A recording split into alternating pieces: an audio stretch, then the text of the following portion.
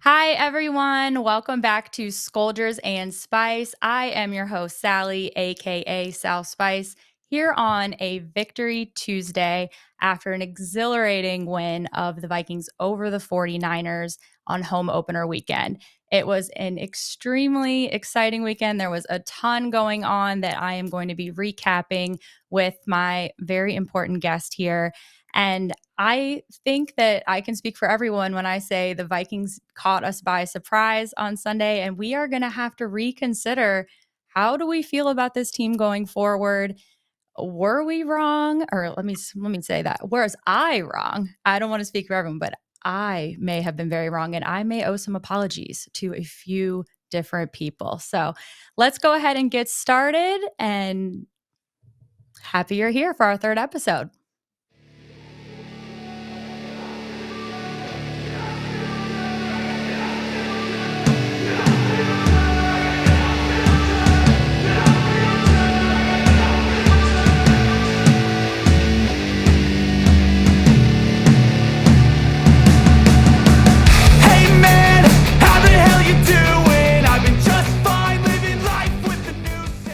Hi, everyone. Here we are with my friend Sean Kenner, aka SK of Purple and SKOL Media. Thank you, Sean, so much for joining me. What's up? Thanks for having me. I'm feeling a little under the weather, but I'll make this thing work. Yeah, I was thinking, who do I want to come on today? And I thought, well, who better than SK? I mean, you're the facilitator of SKOL Fest, which is the biggest Vikings party, I think, of the year. Definitely the home opener weekend. And I mean, first of all, how exhausted are you? Oh my God, I don't even know where to start, to be honest with you. I mean, it started after Saturday night, and then, I mean, you obviously know going to the games, obviously more than I do, because I'm coming from California. The games can take it out of you. And this past game, outside of just the emotions of the game, it was hot in that stadium, man. That sun was beating down. I feel like it was magnifying right on my seat. So it took it out of me, but it was 100% worth it, man. The entire weekend was 100% worth it. Yeah, I'm sure, and it's no surprise that you're sick today. I mean, it's a lot to recover from, but I know people it was so freaking so hot. I don't even I was telling Dave about it when we were talking. I'm like, the tailgate, I mean, it maybe technically was only like 84, 85. It felt Mhm. like it was 100 degrees out there on the blacktop, and a lot of people don't realize this. If you've never been to US Bank Stadium on a sunny day, it's almost like you're outside. Yeah. There's no shade, the sun is in your eyes. If you don't have your sunglasses, you're kinda screwed. So, yeah, it definitely was super hot in there.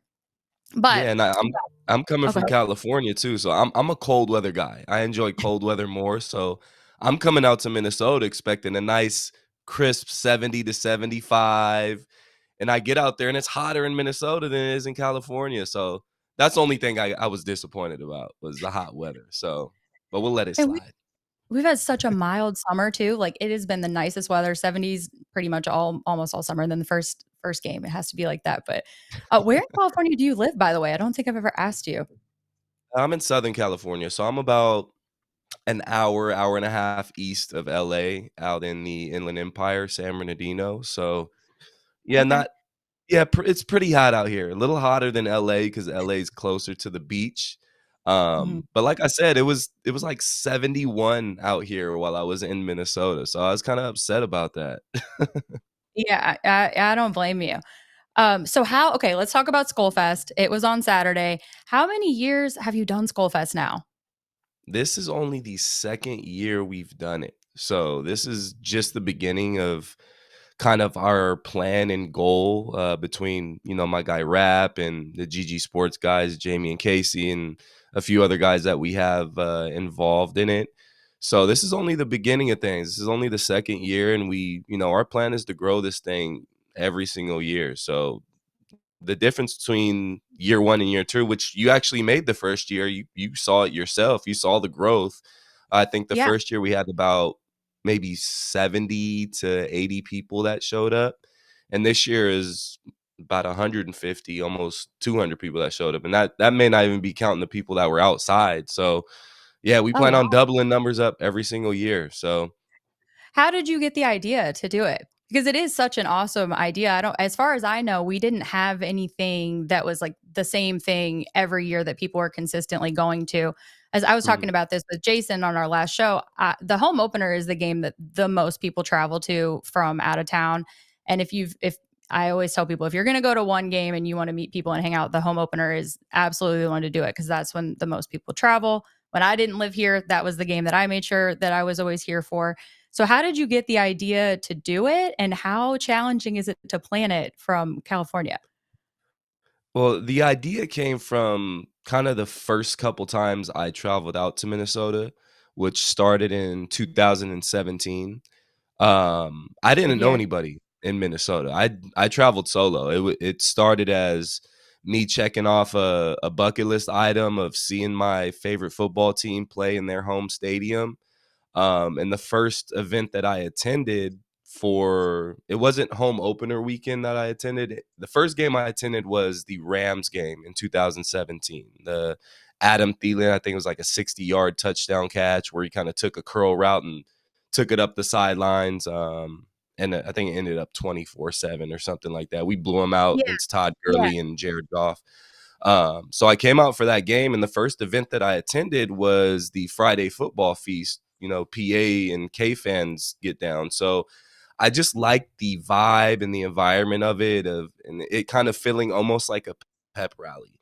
But I wanted to kind of do my own thing with it, and I wasn't in it alone. You know, this idea came from a few other people that kind of helped me put it together that may not be involved anymore or may kind of took a year off and probably come back next year. But I kind of took it to the next level to say, you know what, let's make this like a real pep rally the night before the home opener and give people that are coming into town kind of last minute that want to find a Vikings event to go to the night before, because everybody's looking for something to do the night before the game. They may not want to be out super late because they want to get ready for the tailgate the day before, but let's give people an event to come to that's fun, that has great vibes. We're giving away a bunch of stuff, and we've given away tickets to the game both years now, and we plan on upping that ante next year.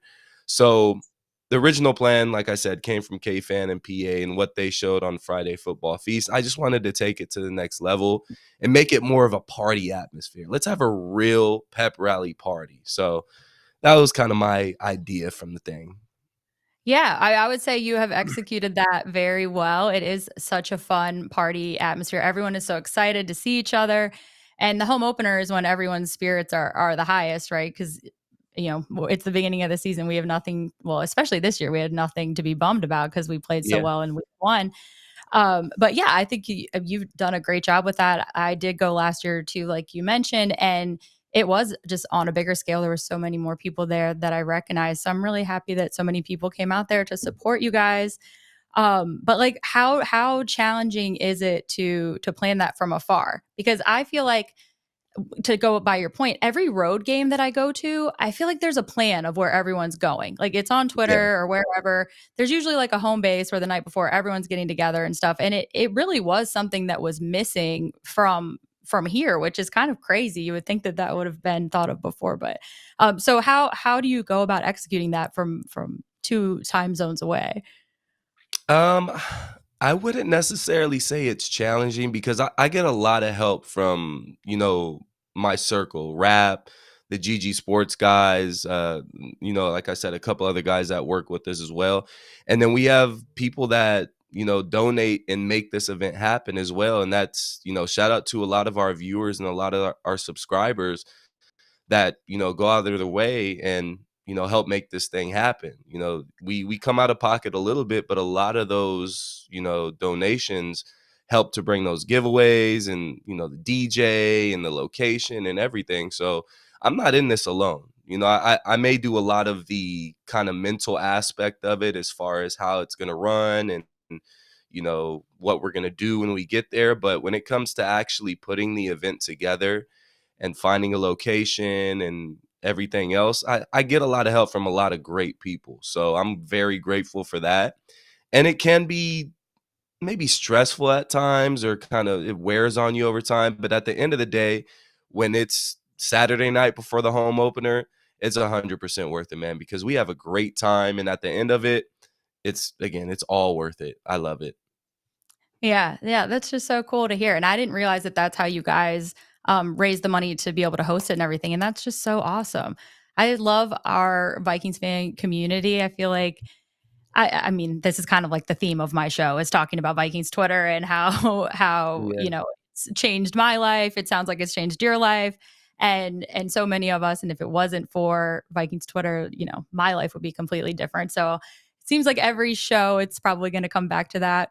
FYI, anyone tuning in to Skoldiers and Spice, but it really is crazy. People don't. It's hard to explain to people that aren't in this community how amazing it really is. Like, you tell people who aren't Vikings fans or aren't on Vikings Twitter, and they're like, "Really? Like, you're going there to hang out with a bunch of people on the internet that you don't know?" And I don't know. I always get really weird looks when people ask me how I know someone. I'm like, "Oh, Twitter." Yeah. But it truly is. It's the best.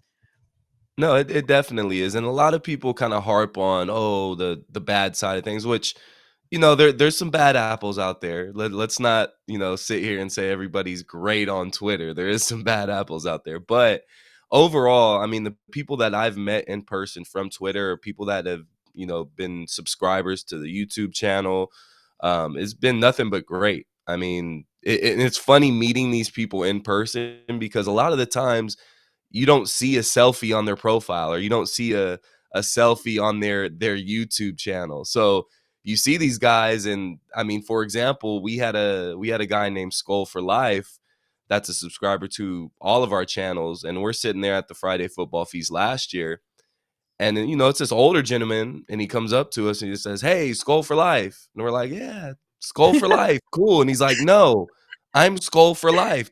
And we're like, "Oh, shoot. What's up, man? Nice to meet you." So it's really cool actually seeing people's face and putting a face to their actual name and comments and everything. And like I said, we've grown to kind of build this family that a lot of people call like the Purple Gang. Uh-huh. But we have people from all over the country that fly out specifically for the home opener and specifically for SKOL Fest, whether that be from South Carolina, from Rochester, New York, from Illinois, from Canada. We have people coming from all over the continent just for not only the home opener, but for this event as well. So I love it, man. I love bringing people together. I love putting events on, and it's 100% worth it, man. Yeah, I mean, it's just so awesome, and I relate to that so much because that's what I try to do with the tailgate. I want everyone to come and feel welcome, especially those out of town people. It means so much to me to be able to give that back to the people that did that to me because now I live here because of those people who made me feel so welcome. So I love it. Since I just brought up the tailgate, okay, I need to understand this because I see, like, I saw where you guys tailgated, and I see Uh, other people sometimes that tailgate over there, but I have no clue where it is, and I have no clue who's over there, and I need you to explain this to the people that want to go over there because it's not an official Vikings tailgate lot, and yeah. I think this might be the second year of it because Mhm. for those that don't know, we started out with, I wanna say, 5 tailgating lots, and then as time has went on, the Wilfs have sold some of those lots to, like, or maybe they haven't sold them, but they've turned into real estate development, so they don't exist anymore, and Yeah. so that's why we're down to the 3 little baby ones, and correct me Mhm. if I'm wrong here, but from what I understand, the VWO, Vikings World Order, got displaced because of that, and so they moved somewhere, and I think that's where you go, right? Yeah, so that's kinda where, we started off our tailgating, these past 2 years. It ended up, or I don't think I made it to your tailgate last year. This year, I made it towards the end right before the game, and I was able to play your Thunderstruck game, which I think I completely botched, but Oh, did you? but yes, the VWO tailgate is over actually where we held Skull Fest this year in the Corner Bar parking lot, which is, just a short walk away from US Bank Stadium. But a bunch of amazing people, everybody sees them with the painted faces and Yeah. um, the costumes and everything. But it's a bunch of amazing people over there, really, really quality people.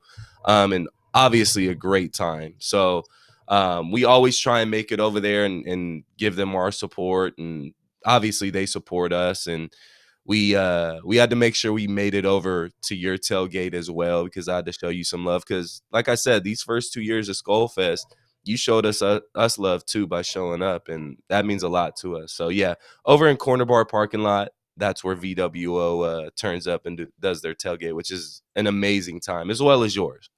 Yeah, well, thank you. Yeah, because I've seen it pop up, like, off in the distance, and I'm thinking Hmm. I people have asked me, and I'm like, "I don't know what goes on over there. I really don't. I've never been over." So I'm glad that I could get that sorted out, because some people do want I mean, I know especially when I didn't live here, you would see the VWO and stuff on TV, and you'd be like, "Oh my god, Hmm. I wanna hang out. I wanna hang out with those people. I wanna go get a picture with them." And now Yeah. they are not really near me anymore. So, Hmm.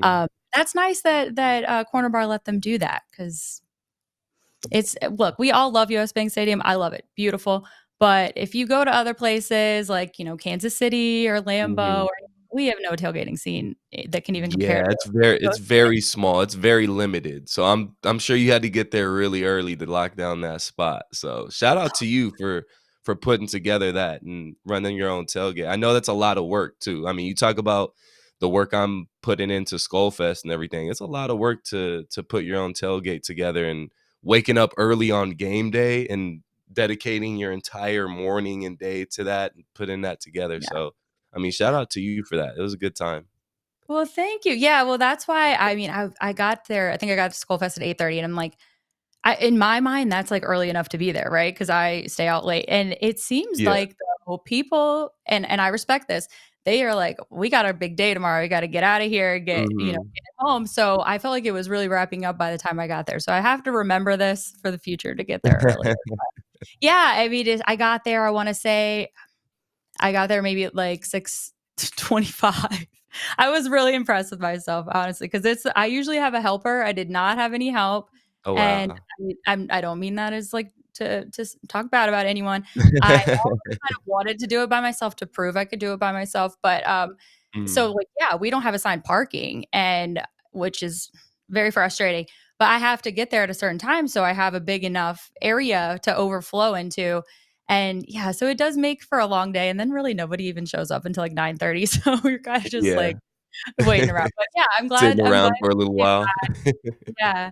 We had some VIP, family members, Vikings family members there. I don't know if you got to see them, I didn't but get to hopefully see him, but I heard. And I'm yeah. kinda upset I missed him because I'm like a dedicated, like, rider For the people. that Yeah, VIP family, man. Me and Thor, we ride for our guys, so I was kinda upset I yeah. missed that. Yeah, I know I was well, listen, I don't wanna say specifically who they are yet, but Yeah. they did tell me I mean, it was great, but they did, one of them, I gave them a koozie, and they went to return it to me when they were leaving, and I was like, "Oh, you can have this, like, I have so many." And they were like, "No, no, no, just hold on to me for next time." And I said, "Actually, you know what? I'm gonna hold on to this for you for the next decade. I'll have it for you." That's right. And then they actually sent a text and said the next 15 years. So, Ooh, love the confidence, love the okay. confidence. But Me it's always too. awesome when the families come by. We have a couple other families that come hang out, and it's just I don't know, it's just kind of surreal. I'm Yeah, and that's a cool thing about kinda, I mean, people talk a lot about the Minnesota nice kinda, thing and everything, but it's very, like, f a family feel when you get out there to the tailgate lots, and that's what I really like about it, to where it's not I'm just meeting up with a bunch of random people and having drinks and getting ready for the game. It has a real family vibe to it that I truly enjoy. So, and again, just like yours, we got our little Thunderstruck game going that I bought, but it was a very, very good time. I love the vibe of your tailgate, and I can't wait for the next one. I'm trying to get back out there in December, but I can't make any promises. Well, please do because we have 4 home games in December for those who do not know, and people are gonna get sick of me complaining about it on here, but, because there's 5, Sundays in December and we have 4 at home, and you should definitely come then because it's so much more chill, so 'cause, a lot of people aren't out, and so it's just a Mhm. different vibe, and you can actually I don't know, these first 2 games I feel like so stretched thin, like I can't talk to enough people, and it's just going, going, going, going. And then the towards Yeah. December, it's like a lot more chill, and you got the heater going, you got it's fun. But yeah, Well, you should definitely try to do that. yeah, and it won't be hot in December. It'll be nice and cool, No. like, I'm looking forward to it, but the one thing that will prevent me from not coming in December, which might be a good thing, is if we're looking at the playoffs. Because if we're going to the Right. playoffs and it's looking like it's a home game in the playoffs, then I You won't gotta be seeing you in December, I'll be seeing you in January, so I love the attitude. And I will say about that the cold weather thing is if you're gonna tailgate, okay, you got to wear all these layers of clothes, and then you Yep. go into the next stadium, it's a million degrees. So the tailgate spot, the $1,200 for the season, is worth it alone just to have somewhere to put your clothes into. So if you ever are in that situation, you need to take some layers off. You can put them in my car. It's very convenient. For sure. Um, I'll remember that. I'll remember that for sure. But all right, let's talk about the game. How many times have you watched the 97-yarder at this point on this Victory Tuesday? Ugh, I can't even count. I can't even count how many times. There's so many different versions too, and where I was sitting, I was directly behind Sam Darnold as well. So I had a Um, great view of it. So when I first was watching the play, because I like watching plays develop, I thought he was going to Jalen Naylor because Jalen Naylor was open too. And credit to KOC for drawing up a play like that, that deep in our own territory. I mean, and credit to Sam mhm. Darnold for being calm in that situation, stepping up in the pocket and not taking, the obvious shot at Jalen Naylor, which still would have been probably a 30, 40-yard gain, and saying, you know what, screw it. I'm just going to chuck it down there, and Justin Jefferson's down there somewhere. So chucked it 55 yards downfield to Justin Jefferson. Justin Jefferson did his thing. Jalen Naylor came and made the key block at the end of that play. Nothing but hustle. Shout out the ref, too. I know you've seen that, too. Yeah. The ref was just had wheels like no other, dude, which was crazy. I didn't notice that during the game. I went and saw the highlights. I said, wait a Mhm. minute, the ref looks faster than Justin Jefferson does. But just shout out to Jalen Naylor. That's probably the greatest play I've seen in person. So, and I had a great view of it. Yeah, it's hard to think of a better one. I'm trying to I mean, obviously, I guess the Minneapolis Miracle comes to mind for me, but I can't other than that, I don't know if I can really think of one off the top of my head that was like that. I mean, that's really cool that you were on that side of the end zone. I thought you were in the other one for some reason. Either way, it's awesome, but it just in disbelief. I feel like I've watched it at this point probably 200 times. Yeah. Yeah, no, like Uh, I said, I can't count how many times I've watched it. It was great being there, witnessing that live and how electric the stadium was when that play happened. I mean, the energy was already crazy to begin with. It felt like a playoff game. It had a big game vibe to it, and it didn't disappoint at all. I totally agree with you. I feel like sometimes I feel like in the middle of the game, and this probably happens with all fan bases, but I feel like towards the middle of the game, people kind of check out and they're not as loud or they're not as present. And this game, I felt like people were dialed in the entire time. Maybe, I mean, it was obviously an entertaining game, start to finish, so that helps. But yeah, it was really loud in there, which obviously Yeah. had a big impact on the 49ers along with B Flow's defense, which was insane. Man, yeah, no, and that was the kind of the biggest eye opener to me. I know a lot of people kind of mentioned how Sam Darnold was looking, how good he was looking and everything, but this defense is the real deal. I mean, from what we've seen the past couple years from this defense, how disappointing they've been. Now, last year, obviously we improved with under B Flow system, but the whole Ed Donatel kind of experiment was absolutely atrocious. I mean, for us to go, what was it? 13-4 or something that year and make the playoffs and host a playoff game with the terrible defense that we had. I mean, imagine if we had this B flow defense with the Hmm. offense we had that year. I mean, it could be unstoppable, but it's looking very, very good on both sides of the ball. And I could honestly say we may be the best overall coach team in the entire league from top to bottom, offensive side, defensive side, special teams. You got Josh McCown as your quarterbacks coach. I mean, you got a very, very good coaching staff, and they outcoached the San Francisco 49ers and Kyle Shanahan, which doesn't happen often. So you got to give Oh, those guys credit. For sure, and then it's hilarious to me that, Brock Purdy was gonna go up to to Flores and tell him, like, "Oh my gosh, man, I've never seen anything like this before," and Yeah. B. Flores was like, yeah, just, like, struts on by, like, he doesn't have time. It's just Yeah, like, "This is just what I do." Like, sign him to yeah, a and lifetime contract. Just please, just lock them all up. right, I know, and it's just I said at the top of the show that I mean, I'm gonna probably have to eat some crow here, which I'm happy to do. I don't wanna, like I know we all want to just like overreact and we're 2-0 and we're like, oh my God, it's going to be 17-0. We're having the playoff. Right. And of course, right now it's hard to see that's hard to think that that's not going to happen. But Yeah. I did not have the best vibes going into this season, and I was fine with that. I was like, this is a season about development. This is going to be about growth. This is preparing for the future. And if they end up with 6 wins or 7 wins or even 5 wins, I'm not going to be that upset about it because I know that the future is bright for this team. So I I could have never I certainly didn't think that this was going to be how they were going to look against the best team in the NFC. Yeah, no, I mean, me going into this season, I mean, you're playing with house money.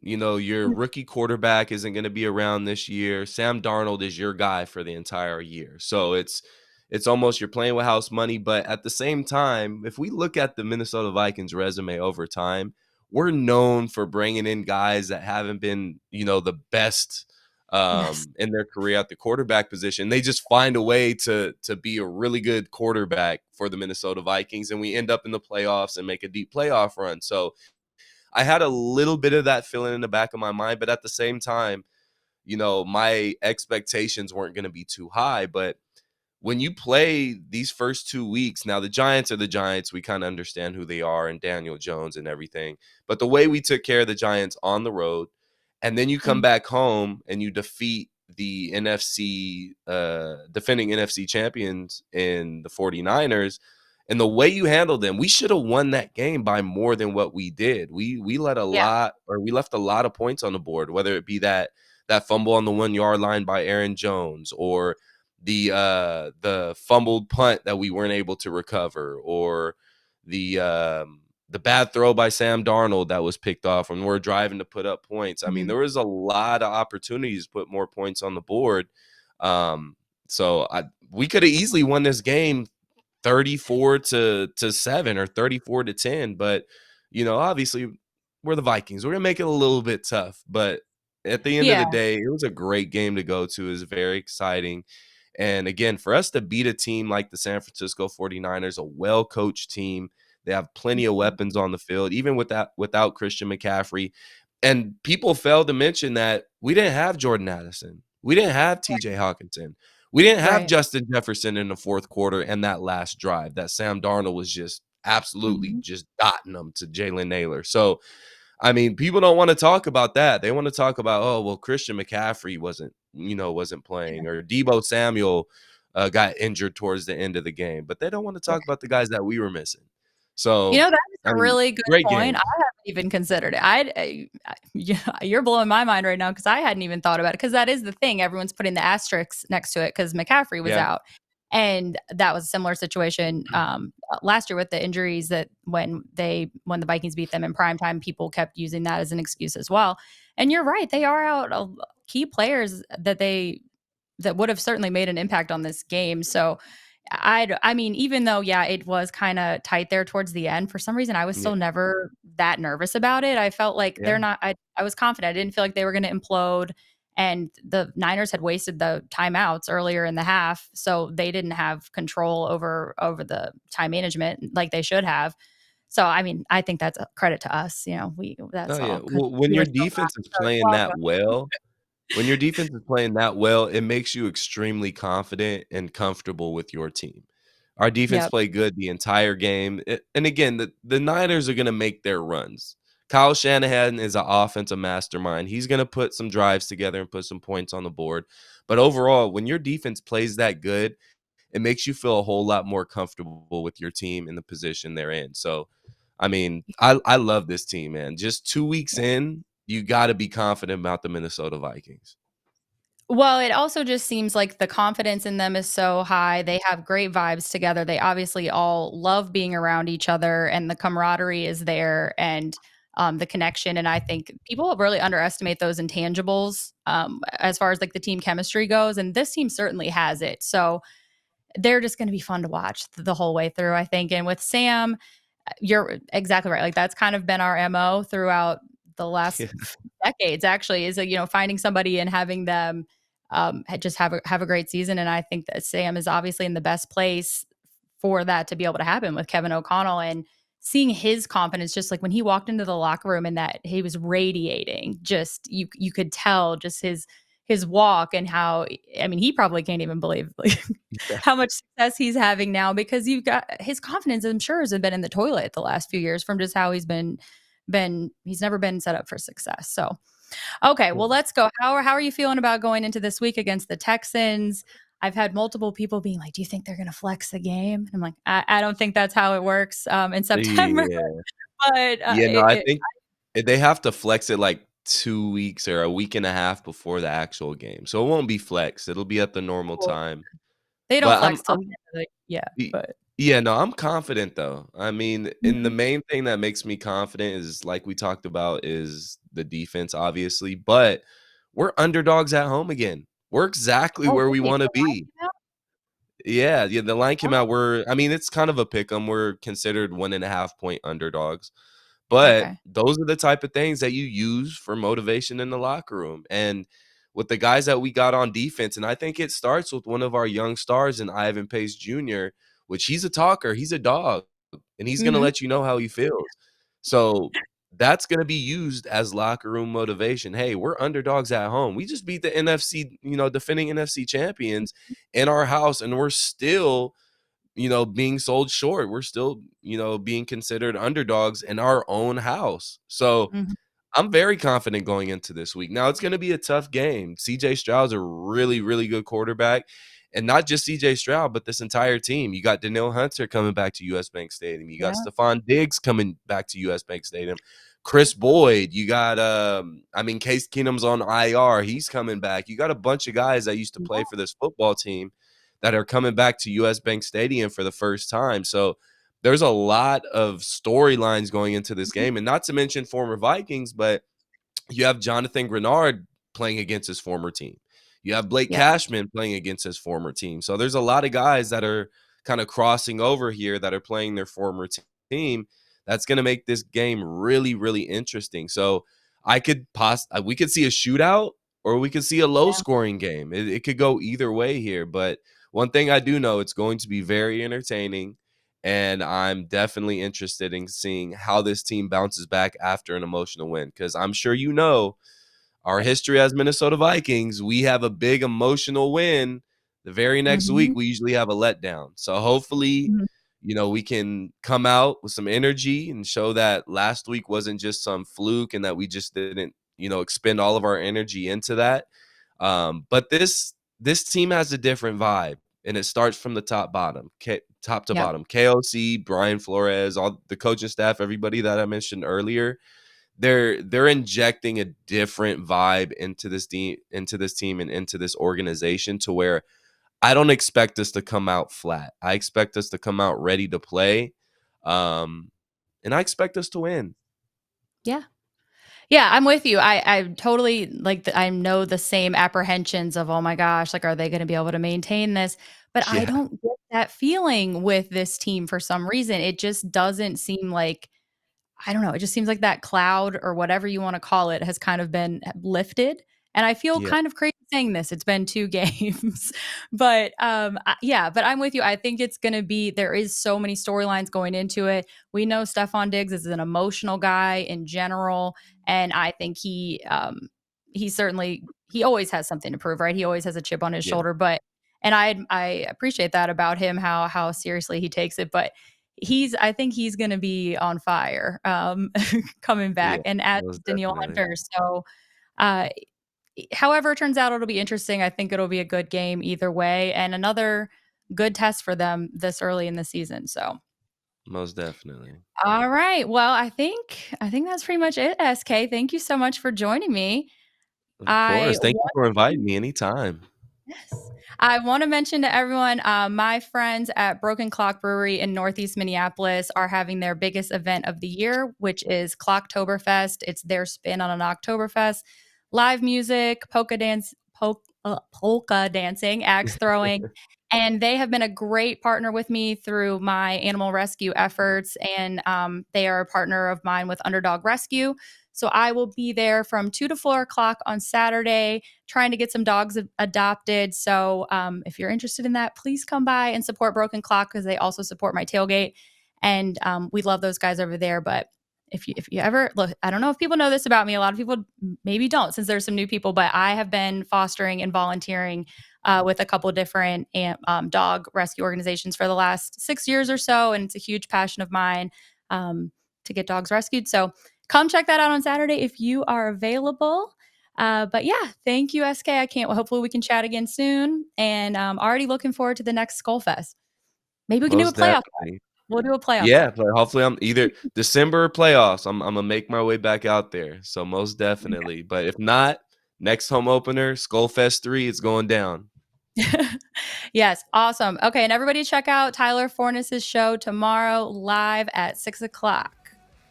The Real Forno Show.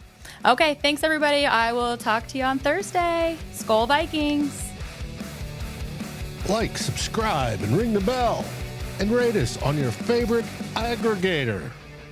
And a big shout out goes to Sal and her guests on this Vikings First and SKOL production, partnered with the Fans First Sports Network. Thanks, everyone, and SKOL.